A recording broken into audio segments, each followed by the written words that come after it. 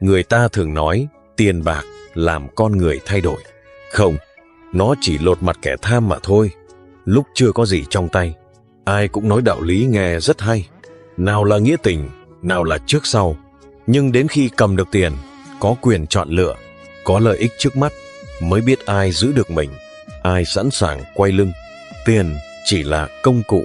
Tiền vào tay quân tử thêm phúc phần, tiền vào tay tiểu nhân dần lộ mặt.